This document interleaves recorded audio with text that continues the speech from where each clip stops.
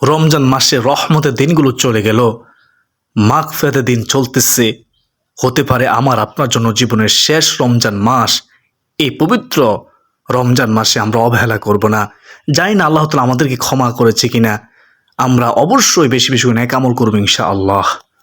সুপ্রদিনী ভাই বোন, আজকে আমি গুনাহগার এমন 10টি জিকিরের কথা বলবো ইনশাআল্লাহ, যে 10টি জিকির যদি রমজানের দ্বিতীয় 10 দিন অর্থাৎ মাগফিরাতের 10 দিন আপনি বেশি বেশি করে পড়তে পারেন, আপনি 10টি জিকিরের ফলাফল নিজ চোখে দেখে অবাক হয়ে যাবেন ইনশাআল্লাহ। এই 10টি জিকির করলে বিশেষ 10টি পুরস্কার পাবেন ইনশাআল্লাহ। এই 10টি জিকির করলে জীবনের সমস্ত গুনাহ মাফ হবে ইনশাআল্লাহ। হাতের গুনাহ, পায়ের গুনাহ, জবানের গুনাহ, চোখের গুনাহ, সগীরা কবিরা, শিরকি, বেদাতি, জেনা, ব্যভিচার সমস্ত গুনাহ মাফ হয়ে যাবে ইনশাআল্লাহ, যদি আমলটি করতে পারেন একমাত্র আল্লাহকে খুশি করার জন্য। মনে রাখবেন, এই 10টি জিকির করে যদি আপনি রমজান মাসেও রহমত, মাগফিরাত, নাজাতের মাসেও গুনাহ মাফ করতে না পারেন, আপনার মতো হতভাগা, কপাল পরা আর কে হতে পারে? একবার ভেবে দেখুন, আপনি সবচেয়ে হতভাগা যদি ক্ষমা নিতে না পারেন। কারণ নবীজি বদদুয়া দিয়েছেন, শুধু তাই নয়, ফেরেশতারাও বদদুয়া দিয়েছেন।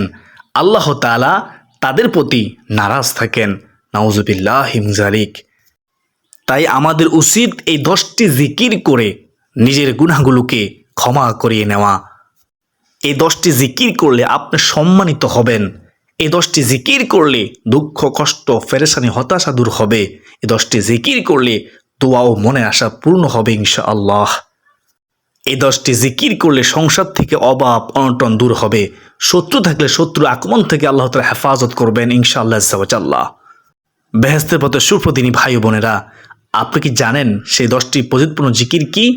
যদি না জেনে থাকেন তাহলে আজকের গুরুত্বপূর্ণ ভিডিওটি আপনার জন্য। মনোযোগ সহকারে, ধৈর্য সহকারে দেখতে থাকুন শেষ পর্যন্ত। চলুন প্রিয় দর্শক, একটু প্রার্থনা করে নিই, দোয়া করে নিই। কার দোয়া কখন কবুল হবে হয়তো যায় না। হে মহান দয়ালু প্রেমময় আল্লাহ, আপনি এই রমজান মাসের উসিলায় আমাদের জীবনের সমস্ত গুনাহ মাফ করে দিন। সকলে বলি আল্লাহুম্মা আমিন। তো প্রিয় দর্শক, চলুন আমরা বিস্তারিত জেনে নেই। মনোযোগ দিয়ে শুনবেন। 1 নম্বর আমলটি হলো লা হাওলা ওয়ালা কুওয়াতা ইল্লা বিল্লাহ। গুরুত্বপূর্ণ একটি আমল, এর ফজিলত ও সওয়াব অনেক বেশি। আমলটি করার ব্যাপারে হাদিসে অনেক বর্ণনা এসেছে। হযরত আবু মুসা আশআরী রাদিয়াল্লাহু তাআলা আনহু বর্ণনা করেন, রাসূলুল্লাহ সাল্লাল্লাহু আলাইহি ওয়াসাল্লাম একবার আমাকে বললেন, তোমাকে জান্নাতের অন্যতম ধনভাণ্ডারের কথা কি বলে দেব? আমি বললাম, অবশ্যই ইয়া রাসূলুল্লাহ সাল্লাল্লাহু আলাইহি ওয়াসাল্লাম, আমাকে বলে দিন।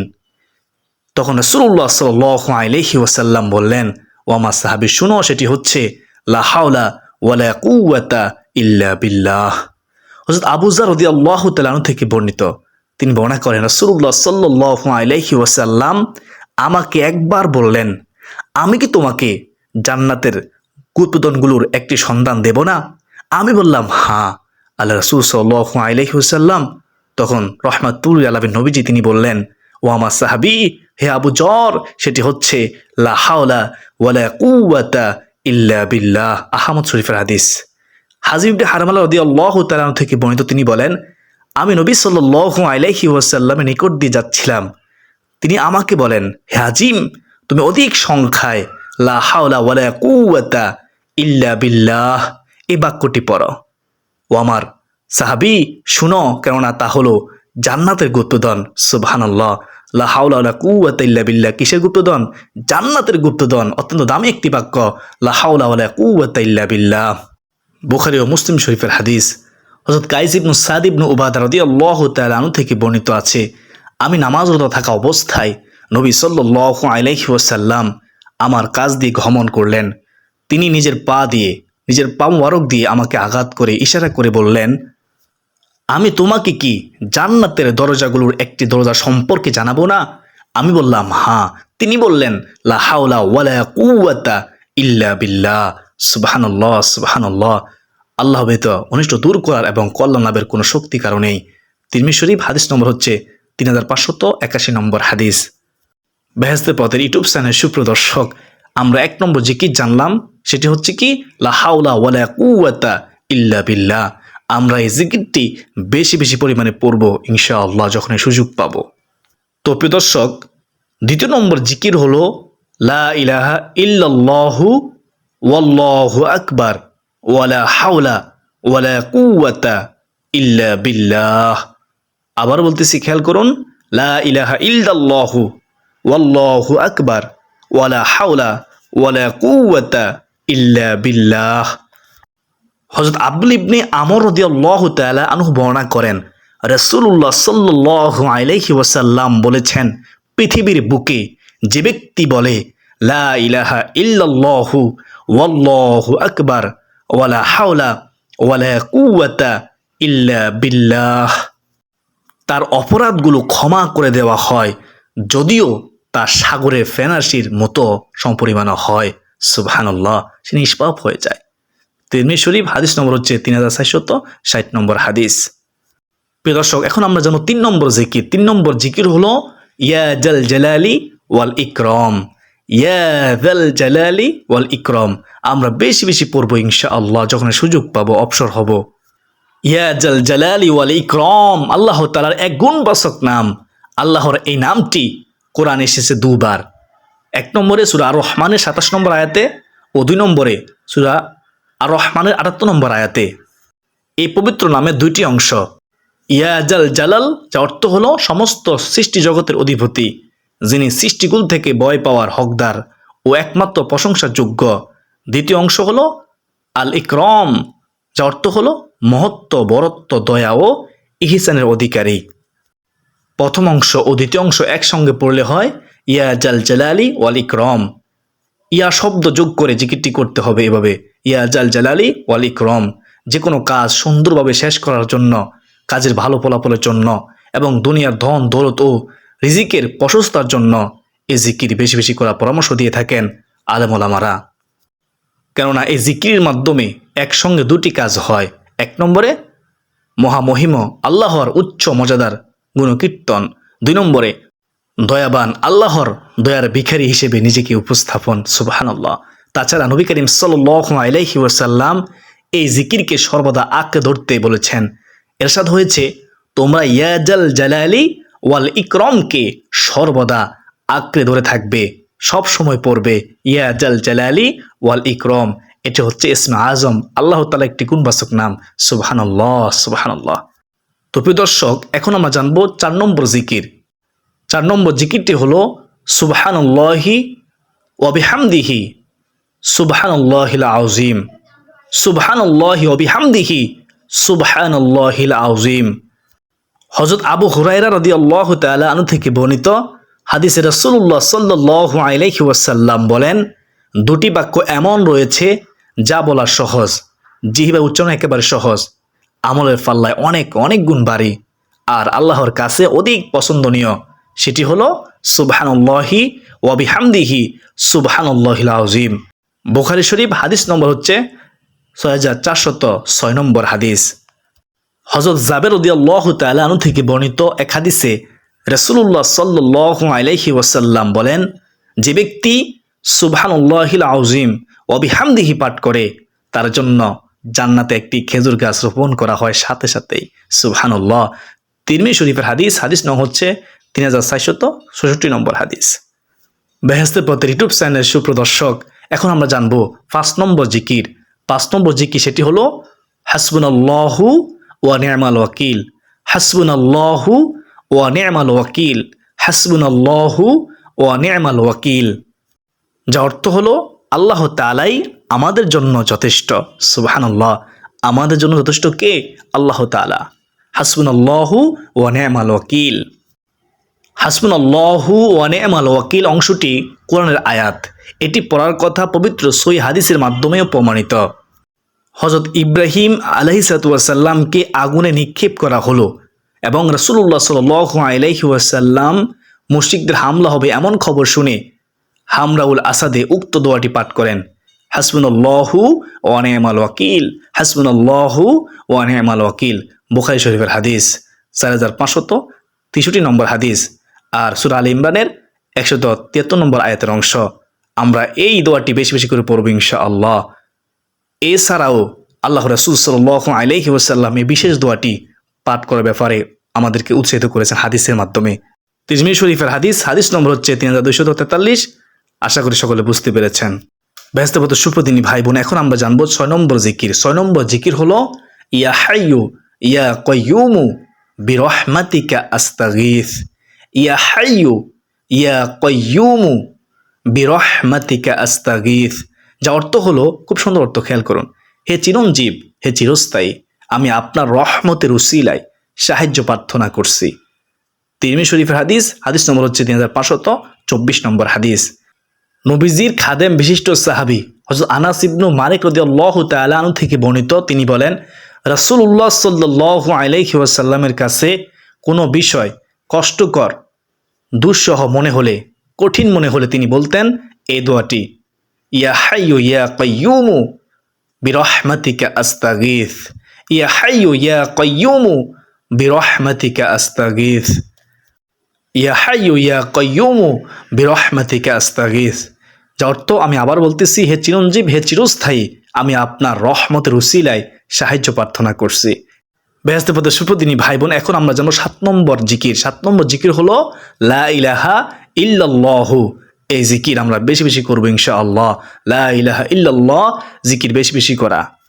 কোনো ব্যক্তি যদি দুনিয়াতে একবার বসে লা ইলাহা ইল্লাল্লাহ এর আওয়াজ দেয়, ওই আওয়াজটুকু সাথে সাথে আল্লাহ তাআলার আরশে আজিমের সাথে গিয়ে ধাক্কা লাগে। আল্লাহ রব্বুল আলামিনের আরশে আজিমের নিকট একটি নূরের খুঁটি রয়েছে, সেই খুঁটিটুকু কাঁপতে থাকে। তখন আল্লাহ রব্বুল আলামিন বলেন, ও খুঁটি, তুমি কেন কাঁপো? ওই খুঁটিটুকু তখন বলতে থাকে, হে রব্বুল আলামিন, দুনিয়াতে আপনার একজন বান্দা অথবা বান্দি লা ইলাহা ইল্লাল্লাহ এর আওয়াজ দিয়েছে, লা ইলাহা ইল্লাল্লাহ বলেছে, তাই আমি কাঁপছি। তখন আল্লাহ রব্বুল আলামিন বলেন, তুমি কাঁপা বন্ধ করে দাও। তখন সেই খুঁটি বলল, হে আল্লাহ, আমি কাঁপা থামাতে পারবো না যতক্ষণ না পর্যন্ত আপনি তাকে মাফ করবেন, যতক্ষণ না পর্যন্ত আপনি তাকে ক্ষমা করবেন, ততক্ষণ পর্যন্ত আমি শুধু কাঁপতেই থাকবো, নড়তেই থাকবো। তখন মহান আল্লাহ রব্বুল আলামিন ওই বান্দাবান্দিকে সাথে সাথে ক্ষমা করে দেন। সুবহানাল্লাহ, সুবহানাল্লাহ। বেহেশতের পথে সুপ্রদর্শক, লা ইলাহা ইল্লাল্লাহ জিকিরের গুরুত্বপূর্ণ কয়েকটি ফজিলতের হাদিস আপনাদের সামনে তুলে ধরতেছি, মনোযোগ দিয়ে শুনুন। হযরত জাবির ইবনে আব্দুল্লাহ রাদিয়াল্লাহু তাআলা আনহু থেকে বর্ণিত, রাসূলুল্লাহ সাল্লাল্লাহু আলাইহি ওয়াসাল্লাম বলেছেন, সর্বোত্তম জিকির হচ্ছে লা ইলাহা ইল্লাল্লাহ এবং সর্বোত্তম দোয়া হলো আলহামদুলিল্লাহ। তিরমিজি শরীফের হাদিস। তো আমরা জানলাম সর্বোত্তম দোয়া কি, আলহামদুলিল্লাহ। সর্বোত্তম জিকির কি, লা ইলাহা ইল্লাল্লাহ।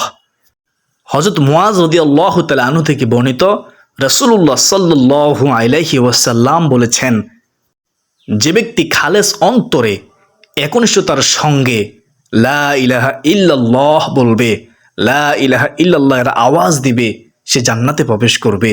সুবহানাল্লাহ, সে হাসতে হাসতে জান্নাতে চলে যাবে। এর চেয়ে সুসংবাদ কি হতে পারে? আমরা বেশি বেশি পরিমাণে এই রমজান মাসে লা ইলাহা ইল্লাল্লাহ জিকির করব ইনশাআল্লাহ। মুসনাদে আহমদ শরীফের হাদিস। হযরত ইতবান বিন মালিক রাদিয়াল্লাহু তাআলা আনহু থেকে বর্ণিত, রাসূলুল্লাহ সাল্লাল্লাহু আলাইহি ওয়াসাল্লাম রাহমাতুল লিল আলামিন নবীজি বলেছেন, যে ব্যক্তি একমাত্র আল্লাহ রাব্বুল আলামিনকে সন্তুষ্টি করার জন্য লা ইলাহা ইল্লাল্লাহ বলবে, কিয়ামতের দিন সে এমনভাবে উপস্থিত হবে যে তার উপর জাহান্নাম হারাম হয়ে গিয়েছে। বুখারী, মুসলিম শরীফ, মুসনাদে আহমদ শরীফ। সুবহানাল্লাহ, সুবহানাল্লাহ। হযরত আনাস রাদিয়াল্লাহু তাআলা আনহু থেকে বর্ণিত, রাসূলুল্লাহ সাল্লাল্লাহু আলাইহি ওয়াসাল্লাম বলেছেন, কিয়ামতের দিন আল্লাহ তাআলা বলবেন, হে মুহাম্মদ সাল্লাল্লাহু আলাইহি ওয়াসাল্লাম, সৃষ্টির মধ্য হতে আপনার উম্মতের মধ্যকার এমন ব্যক্তিকে জান্নাতে প্রবেশ করান যে ব্যক্তি একদিন হলেও ইখলাসের সঙ্গে এই সাক্ষ্য দিয়েছে যে আল্লাহ তাআলা ছাড়া কোনো ইলাহ নেই, কোনো উপাস্য নেই, এবং সে এর উপর মৃত্যুবরণ করেছে, অর্থাৎ মৃত্যুর সময় জবানে কালিমা ছিল। সুবহানাল্লাহ, মুসনাদে আহমদ শরীফের হাদিস। যে ব্যক্তি সব সময় লা ইলাহা ইল্লাল্লাহ, লা ইলাহা ইল্লাল্লাহ জিকির করবে, মহান আল্লাহ তাআলা তাকে ঈমানের সঙ্গে মৃত্যু নসিব করবেন, ঈমানের সঙ্গে তার মৃত্যু হবে। সুবহানাল্লাহ, আল্লাহু আকবার।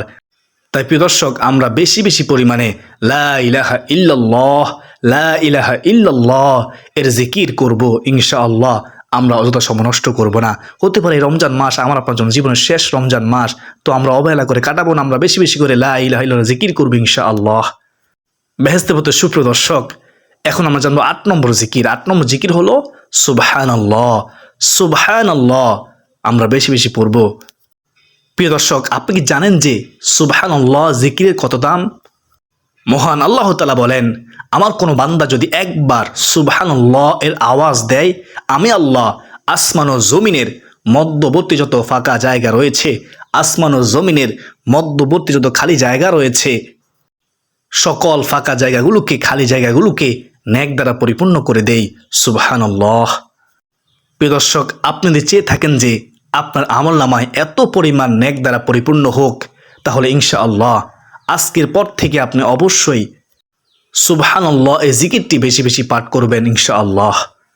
সুবহানাল্লাহ জিকিরের দ্বিতীয় ফজিলত হলো, কেউ যদি একবার সুবহানাল্লাহ পাঠ করে, মহান আল্লাহ রাব্বুল আলামিন জান্নাতের মধ্যে একটি গাছ রোপণ করেন তার জন্য। ওই গাছের চায় এত লম্বা হয় যে একটি দ্রুতগামী ঘোড়া যদি 500 বছর দৌড়ায়, তাহলেও ওই গাছের চায় অতিক্রম করতে পারবে না। সুবহানাল্লাহ, আল্লাহু আকবার কাবীরা। বেহেশতের সুপ্রদর্শক, মহান মালিকের দরবারে সবচেয়ে প্রিয় বাক্যটি হচ্ছে, দামি বাক্যটি হচ্ছে সুবহানাল্লাহ। সুবহানাল্লাহ, যার অর্থ হলো আল্লাহ তাআলা পবিত্র। তাই আসুন আজকের পর থেকে আমরা সুবহানাল্লাহ এই জিকিরটি আমরা বেশি বেশি পাঠ করব ইনশাআল্লাহ আযজা ওয়া জাল্লা। এখন আমরা জানবো 9 নম্বর জিকির। 9 নম্বর জিকির হলো আলহামদুলিল্লাহ বেশি বেশি পাঠ করা। আলহামদুলিল্লাহ। আলহামদুলিল্লাহ শব্দের অর্থ হলো আল্লাহ তাআলার জন্য সমস্ত প্রশংসা, আল্লাহ তাআলার নিয়ামতের প্রশংসা করা। মহান মালিক আল্লাহ রাব্বুল আলামিন পবিত্র কোরআন কারীমে বলেন, হে নবী, আপনি আপনার সকল উম্মতদেরকে জানিয়ে দিন, সকল উম্মতদেরকে বলে দিন, যেই উম্মত অর্থাৎ যে বান্দা আমি আল্লাহর নিয়ামত পেয়ে নিয়ামতের শুকরিয়া আদায় করলো না, আমি তার নিয়ামতকে ছিনিয়ে নিয়ে যাই, কেড়ে নিয়ে যাই। আর যে আমার নিয়ামত পেয়ে নিয়ামতের শুকরিয়া আদায় করলো, আল্লাহ তাআলা বলেন আমি তার নিয়ামতকে আরো বৃদ্ধি করে দেই। সুবহানাল্লাহ। তো আমরা শুকরিয়া আদায় করলে নিয়ামত বাড়িয়ে দিবেন কি আল্লাহ, আর শুকরিয়া আদায় না করলে নিয়ামত কেড়ে নেবেন কি আল্লাহ। এটা আল্লাহ তাআলা ওয়াদা করেছেন। দেখুন, এই পৃথিবীতে শুধু মানুষ ব্যতীত যত প্রাণীকুল মাখলুকাত আল্লাহ রাব্বুল আলামিন সৃষ্টি করেছেন, সকল কিছুই আমাদের উপকারের জন্য, আমাদের মঙ্গলের জন্য, প্রয়োজনের জন্য আল্লাহ রাব্বুল আলামিন সৃষ্টি করেছেন। এজন্য আমরা একটিবার হলেও বলতে পারি আলহামদুলিল্লাহ। আমরা যদি আল্লাহ তাআলার প্রশংসা বেশি বেশি পরিমাণে করি, আলহামদুলিল্লাহ জিকিরটি বেশি বেশি করি, ইনশাআল্লাহ আল্লাহ রাব্বুল আলামিন আমাদেরকে উত্তম জাযাখের কল্যাণ দান করবেন ইনশাআল্লাহ। বেহেশতের পথের ইউটিউব চ্যানেল সুপ্রদর্শক, 10 নম্বর জিকির হলো আল্লাহু আকবার। আল্লাহু আকবার বেশি বেশি পড়া। যে ব্যক্তি সকাল সন্ধ্যায় 100 বার করে আল্লাহু আকবার বলবে, ওই দিনে তার চেয়ে বেশি আমল আর কেউ করতে পারবে না। তবে যদি কেউ তার সমান এই জিকিরগুলো পাঠ করে বা তার চেয়ে বেশি পাঠ করে, তাহলে ভিন্ন কথা। সুবহানাল্লাহ। যে ব্যক্তি সকালে ও বিকালে, সূর্যোদয়ের আগে ও সূর্যাস্তের আগে 100 বার সুবহানাল্লাহ বলবে, সে যেন 100টি হজ আদায় করলো। সুবহানাল্লাহ। বা 100টি উট আল্লাহর ওয়াস্তে দান করলো। সুবহানাল্লাহি বিহামদিহি সুবহানাল্লাহিল আযীম।